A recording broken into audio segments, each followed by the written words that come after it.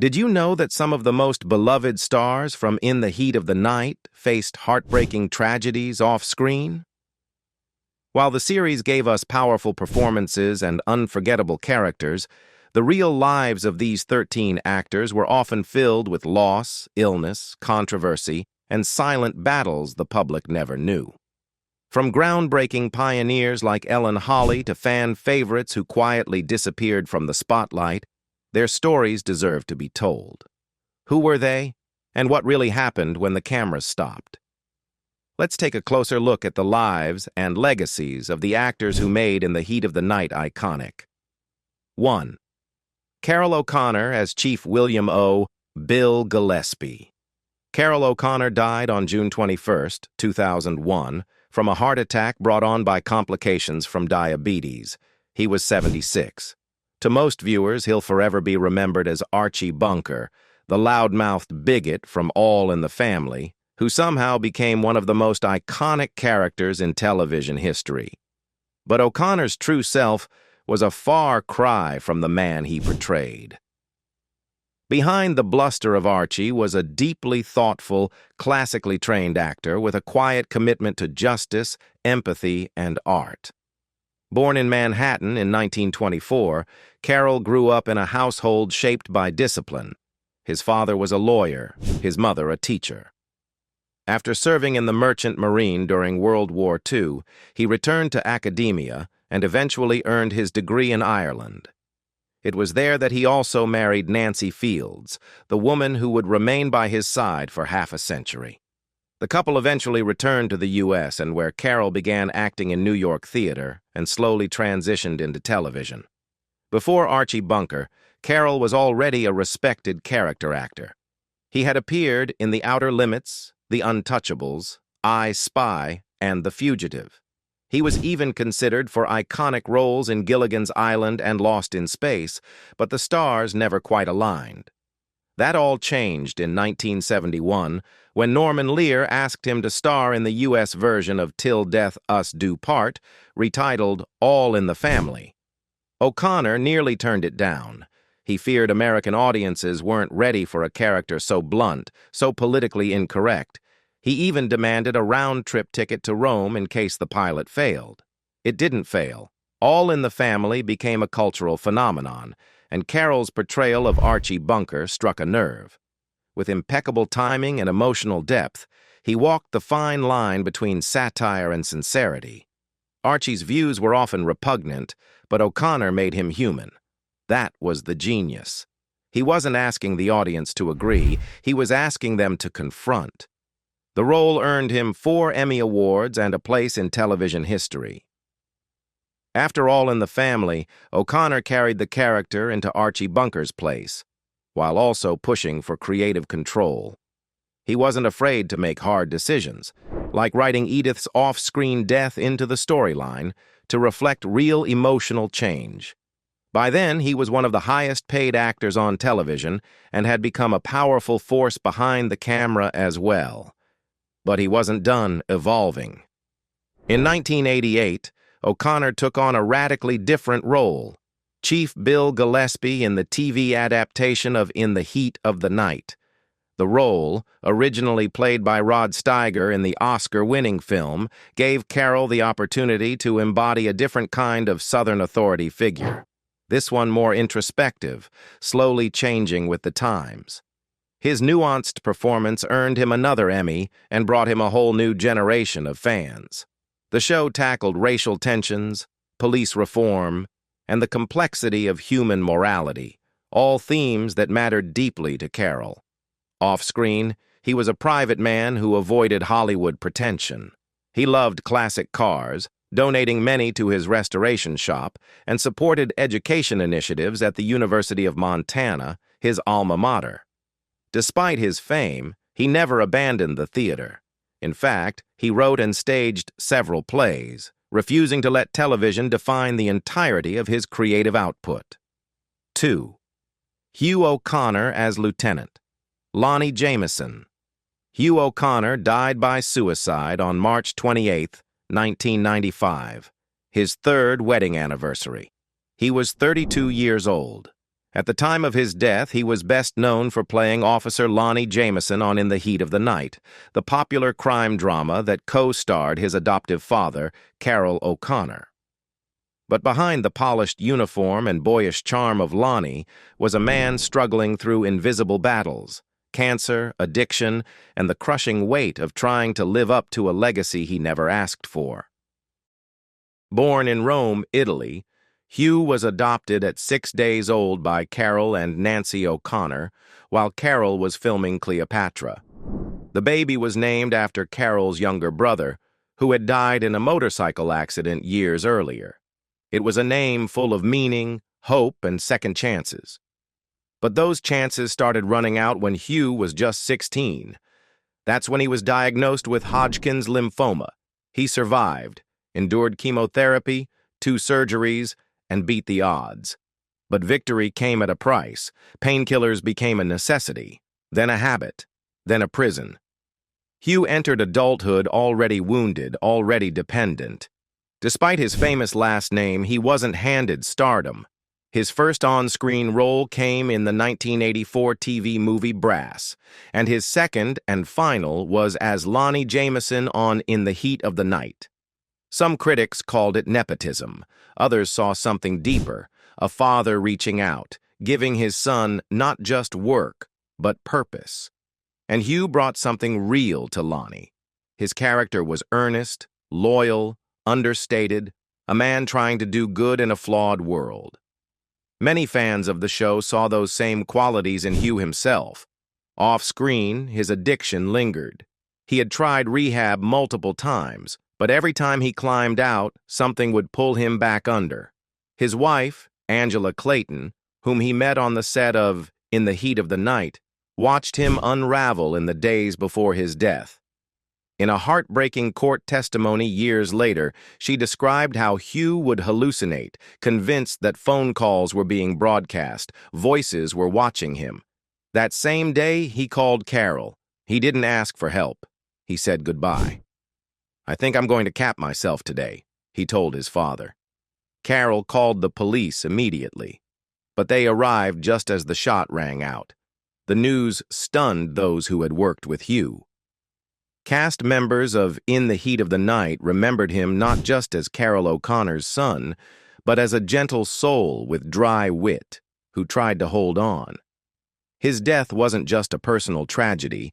It became a national moment of reflection on addiction, stigma, and what it means to fight demons no one else can see. What followed was a courtroom battle and a media firestorm. Carroll publicly named the man he believed had supplied Hugh with cocaine, a songwriter named Harry Perzigian. The police found cocaine, cash, and paraphernalia in Perzigian's apartment, but not enough to convict him of murder. Still, Carroll pressed on, later calling Perzigian a partner in murder on national television. Perzigian sued for defamation. Carroll stood his ground and won.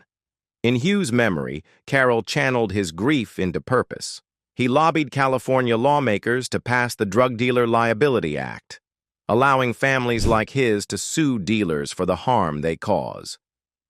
The law passed in 1997. It is now known, unofficially, as the Hugh O'Connor Law. But none of this erased the ache. "I've lost a son," Carroll said, "and I'll go to my grave without any peace over that." 3. Howard E. Rollins Jr. as Chief of Detectives Virgil Tibbs. Howard Rollins died on December 8, 1996, at just 46 years old. The official cause was lymphoma-related complications, but the deeper truth was even more tragic. He had been diagnosed with AIDS just 6 weeks earlier, the result of years battling drug addiction. Once a rising star with an Oscar nomination under his belt and a commanding presence as Virgil Tibbs in the Heat of the Night, Rollins spent the final years of his life trying to outrun the damage addiction had done to his body, his reputation, and his once promising career. As Tibbs, Rollins stepped into a role immortalized by Sidney Poitier and made it his own. For 6 seasons, he brought quiet intensity and sharp intellect to the Sparta police force, challenging corruption and prejudice from within the system. But behind the scenes, he was spiraling.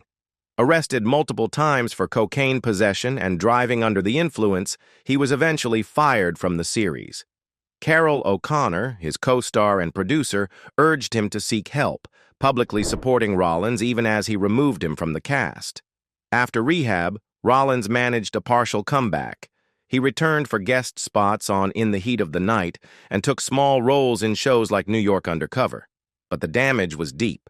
Hollywood moved on, and though he found sobriety, he couldn't escape the shadow of what he had lost. Fourth Dan Biggers, as Dr. Frank Rob Dan Biggers passed away on December 5, 2011, in Rome, Georgia, at the age of 80. Though he led a quiet life away from Hollywood glamour, millions knew his face as Dr. Frank Robb, the county coroner in the Heat of the Night. With calm authority and Southern charm, Biggers portrayed the man who often examined the show's most grim realities: murder, violence, and the secrets of small-town Sparta. But behind the screen, his own story was one of quiet courage and service. Born in Newton County, Georgia, Biggers lived through some of the South's most turbulent years. In 1960, as a young staff member at the University of Georgia, he personally escorted Charlene Hunter, one of the first black students, to class amid protests and danger during the school's desegregation. It was an act of quiet bravery he never boasted about. Later, he became Dean of Students at Berry College, where he helped guide students through another generation of social change. 5. Carl Weathers as Chief Hampton Forbes. Carl Weathers died peacefully in his sleep on February 2, 2024, at age 76. The official cause was atherosclerotic cardiovascular disease, but for those who knew him, it felt surreal. He was still directing, acting, planning a series about black identity and legacy. He wasn't done, not even close. Born in segregated New Orleans in 1948, Carl grew up poor and soft-spoken. "A sensitive kid in the streets where they'll kill you," he once said. Though acting was his passion, football became his escape. A stint with the Oakland Raiders ended with Coach John Madden telling him he was too sensitive. That stung, but it also freed him to chase what he truly wanted. He didn't get his big break through privilege. At his Rocky audition, he unknowingly insulted Sylvester Stallone, saying, "I could do better with a real actor." Stallone, who had also written the film, gave him the part anyway. That brash moment gave the world Apollo Creed, a role that made him iconic. But success never made him invincible. While filming Happy Gilmore in the 1990s, Weathers suffered a severe spinal injury. 2 vertebrae fused the wrong way, causing years of chronic pain. Doctors refused surgery, fearing it could paralyze him. The man known for power and grace had to fight just to stand straight, and yet he kept working. Later in life, Weathers thrived behind the camera. He directed episodes of The Mandalorian and earned an Emmy nomination for his role as Grief Karga, a part full of wit and quiet strength. Cast and crew alike praised him as grounded, generous, and never arrogant. "The opposite of Hollywood," one co-star said.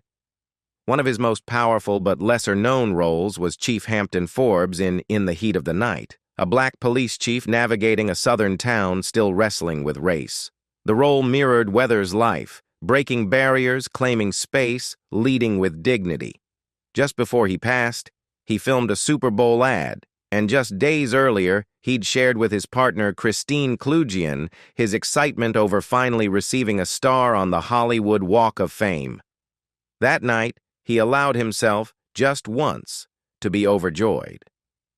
6. Lois Nettleton as Joanne St. John. Lois Nettleton passed away on January 18, 2008, at the age of 80, after a battle with lung cancer and complications from a brain tumor. Even in her final days, she continued working. acting remained the constant rhythm of her life. Her final performances carried the same quiet intensity and emotional depth that had defined her career. Born in Oak Park, Illinois, to a poor family, Nettleton's early life was shaped by the pain of her parents' divorce and a deep sense of displacement. She won beauty pageants, Miss Chicago and Miss Illinois, but even in the glitz of competition, she longed for something more honest, more profound. Acting offered that escape. She studied at the Goodman Theater and later at the famed Actors Studio in New York, slowly carving out a space in a male-dominated industry that often cast her as the plain wife or the subdued neighbor. It was a limitation she quietly rebelled against, bringing complexity and emotional grit to roles that could have been forgettable. In the Heat of the Night, Nettleton played Joanna St. John, the owner of the Magnolia Cafe and a brief love interest of Chief Gillespie. But in a twist that mirrored society's harsh judgment of women, Joanna's past as a sex worker was revealed, prompting shame and exile. It was a role that exposed how even fiction could echo real-life cruelty, the kind Nettleton herself often endured in an industry that judged actresses harshly for aging, for feeling too much, for daring to be complex. Her 6-year marriage to humorist Gene Shepard began in the unlikeliest way, as a mysterious radio caller who slowly became his muse. But that love story, like many in her life, ended in disillusion. She never remarried. Instead, she threw herself into her work, transforming pain into performance. Her Blanche Dubois in Streetcar Named Desire was not just a role. It was a mirror of a woman trying to stay afloat amid decay and disappointment. Nettleton won 2 Emmys and was nominated for several more, but she never chased fame. She acted in The Twilight Zone, General Hospital, Seinfeld, and countless others not for recognition, but because it allowed her to live out truths that life too often silenced. Even when she voiced Maleficent or Athena in animated shows, there was always a touch of melancholy beneath the surface. When Lois Nettleton died, she left behind no children, no public scandal, no grand fortune, only a trail of nuanced, aching performances. 7. Bob Penny as Alvin Epps. Bob Penny passed away peacefully in his sleep on Christmas Day, December 25, 2022, at the age of 87. No cause of death was publicly given, but the loss was deeply felt by the many lives he touched, as a teacher, a poet, and a quietly brilliant actor. Though best known for small but memorable roles in Forrest Gump and Sweet Home Alabama, Penny also appeared in 7 episodes of the series In the Heat of the Night, where he portrayed Alvin P. Epp, a corrupt attorney entangled in shady dealings. Fittingly, the character mirrored the contradictions Penny often explored in his life and work. Gentle appearance, complex soul. Born in Anniston, Alabama, Penny was a man of the arts long before the spotlight found him. He earned a Ph.D. in English and taught poetry and prose at the University of Alabama at Birmingham for over 2 decades. But behind the lecture podium was a man harboring a quiet passion for performance. In his 50s, he walked away from a secure academic career to chase a dream most would call impossible at that age: acting. It wasn't about fame. It was about fulfillment. "The movies began to come," he once said, "and I was lucky. They helped pay the mortgage." His roles were small, but they shimmered with heart. In My Cousin Vinny, he was a clueless juror. In Sweet Home Alabama, he played the kind of bumbling Southern lawyer who might remind audiences of a relative. And on stage, in local Birmingham productions like The Odd Couple and Don Juan in Hell, he delivered performances that, while never seen by millions, left audiences transformed. That was the kind of actor Bob Penny was, one who never needed the spotlight to shine. Off-screen, he was a lifelong bachelor, a lover of verse, and a mentor to students and younger actors alike. His niece described him best. "He was my confidant, my mentor, my laughter companion, and best friend." 8. Annie Jo Edwards as Mona Stellar. Annie Jo Edwards passed away on a Tuesday in 2024 at the age of 76, leaving behind a legacy as bold and radiant as the roles she once embodied. Her death was confirmed by Birmingham's Encore Theatre and Gallery, the same stage where she had delivered her final performance just a year earlier. For many television audiences, Edwards was best remembered as Mona, a recurring character across 6 episodes of In the Heat of the Night. Her portrayal was layered, unapologetically human, and quietly revolutionary for Black actresses in early 90s television. But Annie Jo never seemed interested in playing it safe. In both life and art, she embraced risk, truth, and transformation. Born in Birmingham, Alabama in 1949, she carved her own path to Broadway, making her debut in Dr. Jazz in 1975 before joining the iconic casts of The Wiz and Ain't Misbehavin'. Her talent carried her across the Atlantic to London's West End, a rare feat at the time for a Southern Black woman. Yet even as her name appeared on playbills in global capitals, Edwards never drifted from her roots. She returned often to Birmingham, not as a celebrity, but as a nurturer, teaching, composing, and pushing community theater to be bolder, more inclusive. Behind the spotlight, tragedy touched her life with quiet persistence. She was widowed, losing her husband Charles Harrison Avery years before her own passing. And like many Black actresses of her generation, she battled invisibility in an industry that often celebrated her talent while sidelining her voice. But she never stopped speaking, through music, through mentorship, and through roles that demanded presence, power, and soul. In her final curtain calls, Edwards portrayed a radio announcer in Steel Magnolias and returned for 12 angry jurors, choosing community over prestige, truth over applause. 9. Dennis Lipscomb, as Mayor Jim Findlay. Dennis Lipscomb passed away on July 30, 2014, at the age of 72, quietly closing the curtain on a career filled with overlooked intensity and emotional depth. Though he appeared in dozens of film and television roles, many remember him best as Jim Findlay, the conflicted mayor of Sparta in the Heat of the Night. Before becoming an actor, Lipscomb earned a degree in engineering, an early sign of his methodical mind and precise discipline. But he left behind the promise of stability to pursue something more uncertain: performance.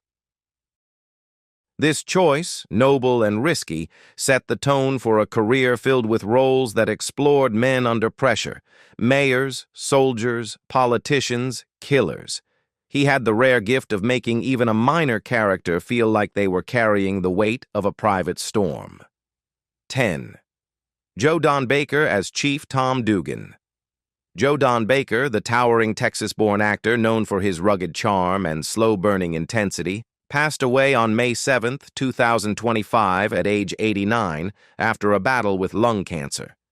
He died in an assisted living facility in Los Angeles, quietly closing a career that had stretched across 6 decades and left behind an unforgettable legacy of tough guy characters, Southern grit, and the kind of roles that demanded more soul than showmanship. For many fans of the hit series In the Heat of the Night, Baker's role as Captain Tom Dugan, a calm, commanding presence who temporarily replaced Chief Gillespie, felt almost autobiographical. In real life, Baker had stepped in for Carroll O'Connor during the actor's recovery from heart surgery, and his portrayal resonated deeply with audiences who recognized quiet strength behind the badge. But Baker's journey to the screen was paved with hardship. Born in Groesbeck, Texas in 1936, he lost his mother at just 12 years old and was raised by his aunt. After college and military service, he moved to New York, studied at the Actors Studio, and built his craft the hard way, through theater, uncredited film parts, and bit roles in westerns. His breakthrough came relatively late, at 37, when he embodied the real-life Sheriff Buford Pusser in Walking Tall, a surprise hit that turned him into a national figure overnight. The success was sudden, but Baker never chased stardom. He chased stories. He often played men teetering between justice and revenge, lawmen who knew too much or criminals with too much heart. His eyes always seemed to carry a hint of pain, maybe from the early death of his mother, maybe from the loneliness of fame without family. Baker married once but had no children and kept a small circle of friends. He never became a Hollywood celebrity in the traditional sense. Instead, he became something rarer, a respected working actor who never stopped digging deeper. In the 1990s, he made the rare transition from Bond villain to Bond ally, portraying both a corrupt arms dealer and a CIA agent in 3 James Bond films. His career culminated in 2012's Mud, after which he retired quietly, just as he had lived most of his life, out of the spotlight, but never out of character.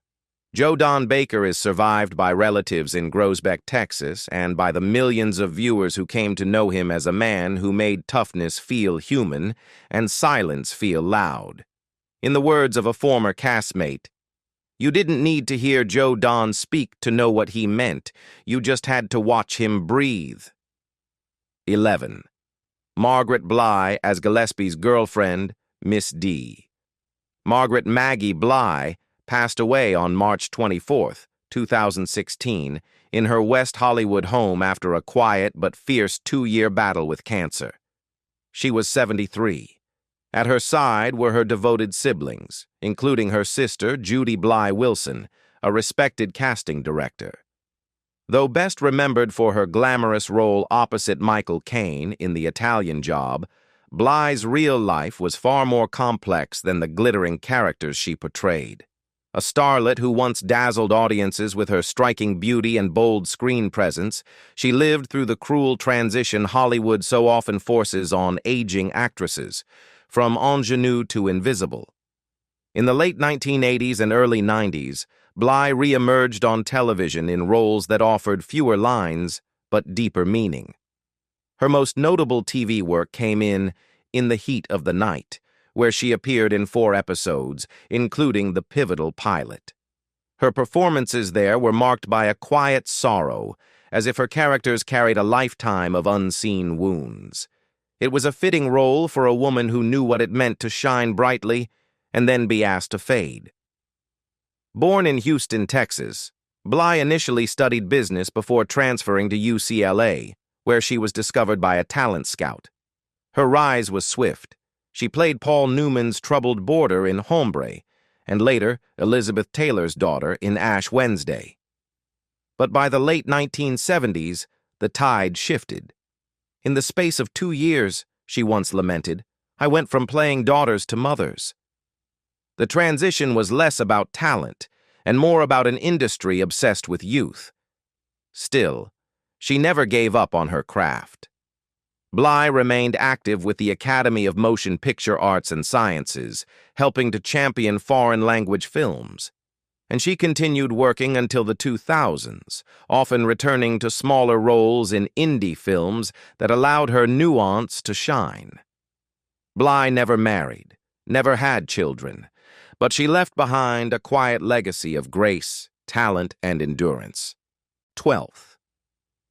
Ed Grady as Dr. Cameron/Dr. Kenneth Cameron. Ed Grady passed away on December 10, 2012, at the age of 89, leaving behind a legacy defined not by fame, but by quiet, enduring presence. A World War II hero turned actor and teacher, Grady was best known to television audiences for his tender portrayal of Gramps in Dawson's Creek, but fans of In the Heat of the Night will remember him for something more unique, his ability to disappear into multiple characters.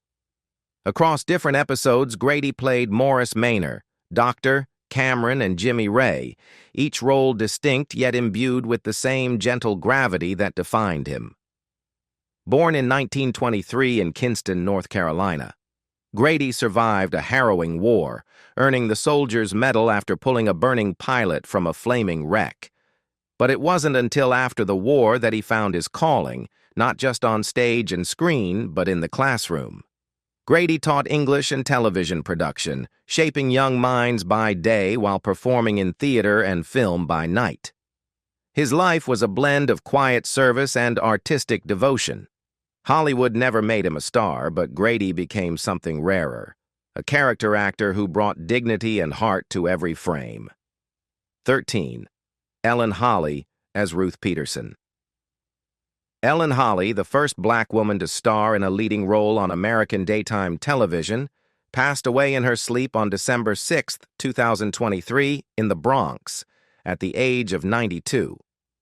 But behind her pioneering role on One Life to Live lay a life marked by struggle, rejection, and quiet resilience. Born in 1931 in Queens, New York, Holly came from a family rooted in civil rights and black excellence.